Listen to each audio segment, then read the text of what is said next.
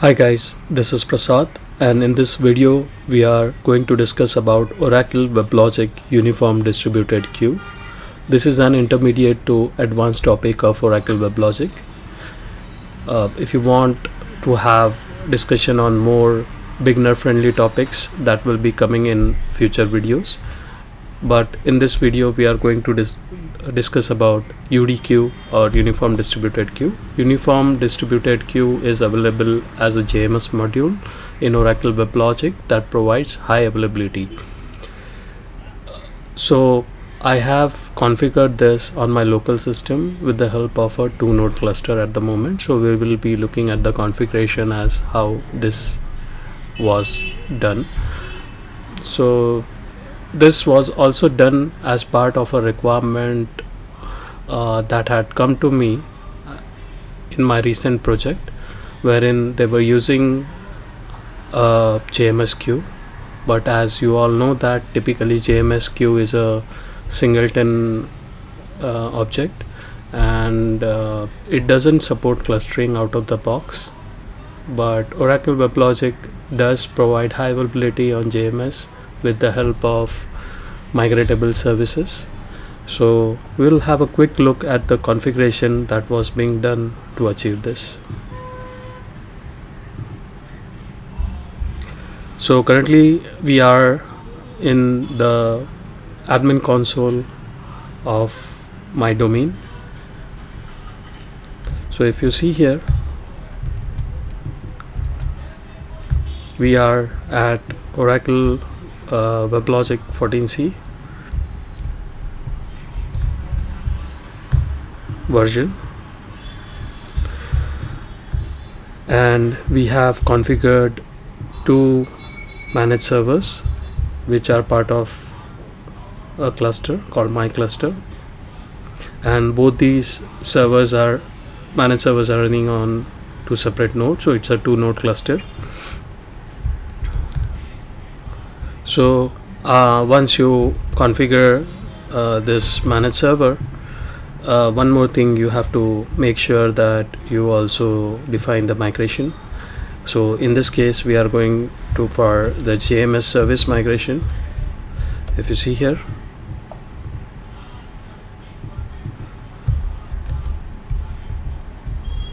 this is what we are going with,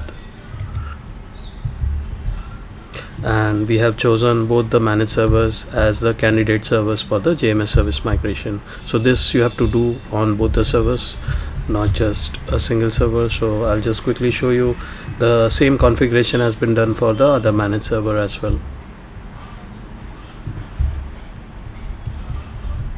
If you see here, it's been done for the other managed server as well. Apart from that, when you do this in cluster also, you'll have to define the migration basis. So there is one more option available here which is related to your data source. So database also you can mention over here, but for now in this particular POC we are mentioning it as consensus, wherein no database is required. So this was for the cluster, but one more thing you will see over here in the cluster itself is that now both these servers, the managed servers, are migratable. Next we'll see what configuration we have done on part of the messaging services over here. So we'll have a look at how we have configured the JMS server. So I have named my JMS server as JMS server HA. It has one persistent store. We'll have a look at the configuration of the persistent store as well. And this particular JMS server, if you see here, it's been targeted to a cluster, so that we can further target it to a uniform distributed queue. So currently if I go to the monitoring, you can see both my servers are available, and if you see the health of the JMS cluster, JMS server, the health is also showing as okay at the moment. So we'll quickly move on to how we have configured the JMS modules. If I go to the JMS module, currently I have configured two modules over here for this POC. One is the connection factory and another is the distributed queue. Both are actually targeted to a single sub deployment called my sub deployment over here. These are their JNDI names. If I go to the sub deployment section, you'll see that this particular sub deployment has been targeted to our JMS server HA, which is in turn targeted to a cluster. So everything is like highly available, highly scalable as well. Now the idea is that the application will be connecting to the cluster and in turn providing the JNDI name of this uniform distributed queue and the connection factory to actually post messages on the queue, and the application will be able to post messages regardless of availability. So at least if one of these managed servers are available, the application will be able to post the message on the queue that has been configured at its end. That the posting of messages also will be able to see in this particular POC at a later point of time. But now moving on towards one more important aspect of this particular configuration, which is the persistent stores. So we'll quickly have a look at that as well. So if you see, we have configured one file store over here. You can configure it as a JDBC store as well, but in my opinion, when you are configuring a file store, it is better to also configure a NFS at your actual server level. So currently I have configured the NFS, and the directory which is available in the NFS mount on the server is /pstore, which is available on both the nodes. So actually both the nodes are pointing to one NFS directory, that is pstore over here. Again, if we move on to the high availability, here also I have mentioned it as a distributed policy, and the migration I have set it to always. There is one more migration policy that you can have a look at, is when you go to the migratable target. Here also you can configure the migration policy. So currently the migration policy for the migratable targets is set to auto migrate failure recovery services, but I believe there are a couple of other migration policies also available, so we'll have a quick look at that as well. So there are like auto migrate exactly one services, manual service migration only, but I believe this particular migration policy does provide the requirement fulfillment for the requirements that are currently presented in my current project. Okay, so they were using a single point of failure for their JMS queue, which they wanted to make it highly available. So this is the migration policy we are going with, but we'll also make sure that we are actually making sure that the servers are highly available when we use this kind of a migration policy. So again, going back to our persistent stores, so this is what we have right now. So direct write is the synchronous write policy, and this is the directory over here. And saying that, I'll also quickly show you on the server how it looks like. So if I go to this particular directory, you can see here that currently we have couple of dat files. These are the actual persistent stores. So one dat file per managed server over here, and this particular directory is also available on the node 2. So if I go to /e store, the same directory has been mounted as an NFS mount point on node 2.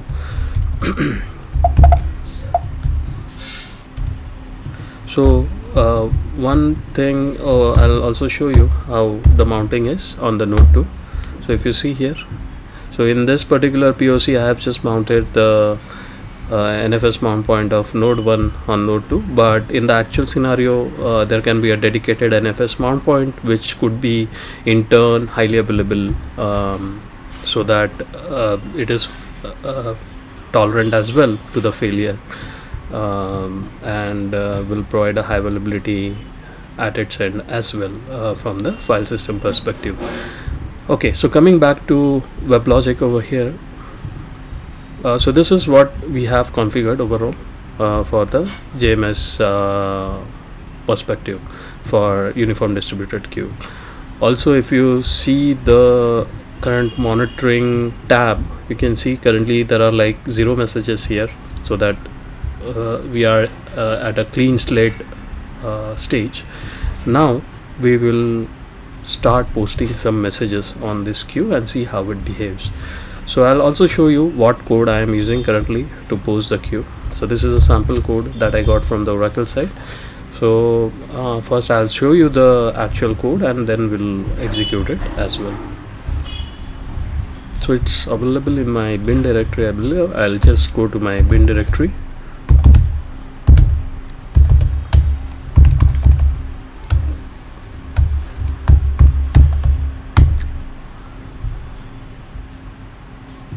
Yeah, this is the one, qsend.java. So if you see here, I'm just scrolling down.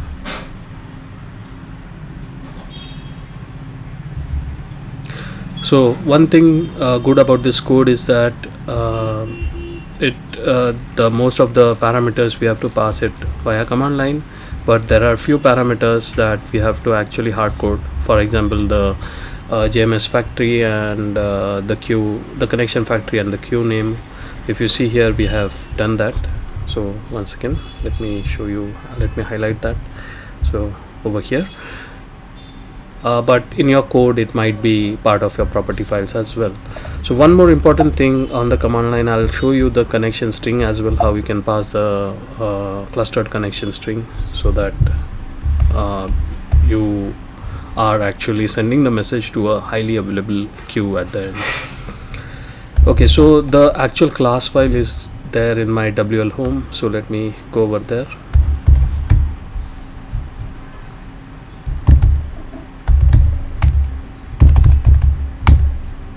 It's under examples, but I have to execute it from the home level, so let me do that. So this is how I am going to execute the code. So this is the class qsend, this is the class path I have provided here, and this is how you can actually provide the URL. So let me see if I can reduce the font size a bit so that it comes in one line. Once again, let me see.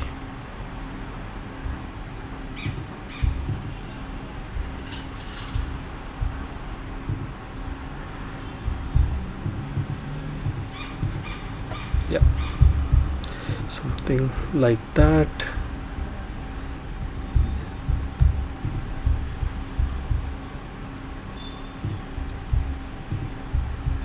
Something like that. I know it's a bit small, but I think you can see it in a single line and it will be more readable. So this is how we are actually creating that URL, the clustered URL, I mean. So you have to pass the T3 protocol, of course, and then there is a comma separated thing, and both the IPs and the port. So I have provided the IPs and the port of one node each. Okay, so once I execute this will ask me to send the message, enter the message. So this is my first message here, test 1. So it says message send. So again, we'll go back to our WebLogic console and we'll quickly see if we see any messages here in the monitoring, and we do see. So currently the message has landed on the managed server 2 queue, the queue which is currently on managed server 2. So again, we'll send few messages quickly. Test 2, test 3, like that, test 4, test 5, test 6, test 7, and few more. Yeah. Again, we'll go back here and we'll quickly see what is the status of the queue. And if you see, everything is being landing on managed server 2 only. So let's do one thing. Let's stop the managed server 2 here. and see what happens. So currently I am shutting down manage server 2. So manage server 2 is currently down. Again we'll go over to messaging JMS. In fact, now that I have shut down manage server 2, see, if you see, it is down. Okay, I've not even stopped the program right now for sending the message. Manage server 2 is down. We have seen that most of the messages were landing on manage server 2 queue, the queue which was pointing to manage server 2. So I am going to post few more messages, and it still says that the message is being sent. If you see here, this test 11 and test 12 messages I have sent later after shutting down manage server 2, but still it says that the message is being sent. So it seems that our high availability is indeed working fine. So few more messages I'll be sending. Okay, now again we'll go back to the monitoring section of the queue and we'll see what is the status. So if you see here, both these manage server 1 and manage server 2 distributed queue is available. Both the queues are available, even though manage server 2 is actually down, but now we are able to see that the new messages are being landed on manage server 1 as well. But for the end application, the producer or the sender application, there is no change. It is still continue to send the messages, even though in the backend one of the servers currently which was serving on one of the nodes is down. So what these provide us with is high availability, scalability, etc., so that there is no single point of failure from the JMS perspective as well. So if I want to do any activity on manage server 2, I can do that and have my business running as well. So this is the end result of this POC. I am going to start manage server 2 again, and just to make sure that the failover is working on both the servers, once the manage server 2 is up, I will stop the manage server 1 and post few more messages and see whether those messages are posted successfully. So we'll wait for a few seconds till the time this server is up.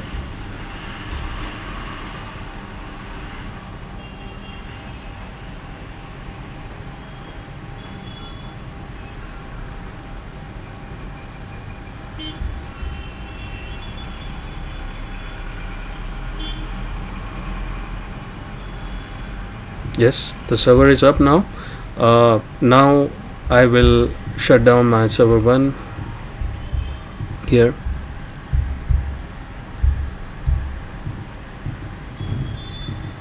Now manage server 1 is down. We'll post few more messages here.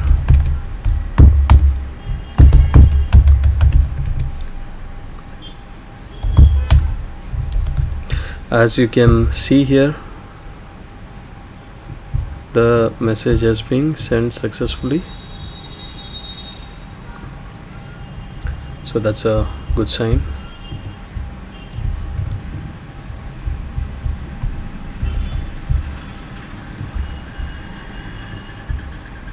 Yep,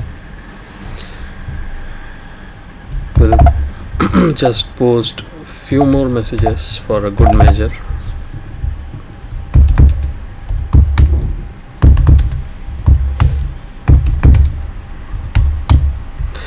Again we'll go back to our console. We'll see manage server 1 is down now. We'll see what is the status of our queues.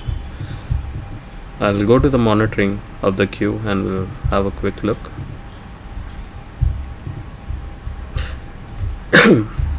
If you see, the message current on manage server 2 is increased, but both these distributed queues are actually available. Sorry. So this failover is indeed working on both the nodes, so there is no dependency. So this was actual requirement that was given to me in my current project that there is a lot of dependency on this particular managed server. They are not able to do the maintenance without actual business downtime on their end. So, and there is also a risk of a single point of failure. So we had recommended them to go with the uniform distributed queue, for which this POC has been done with the help of a file based persistent store, which is present on a NFS mount point. And we have targeted the JMS server to a cluster with migratable service enabled and a uniform distributed queue. So that's about it, guys, for this video. Hope you liked it and hope you got some insights into high availability, how to enable high availability on a singleton service such as JMS on Oracle Weblogic. Thanks for watching.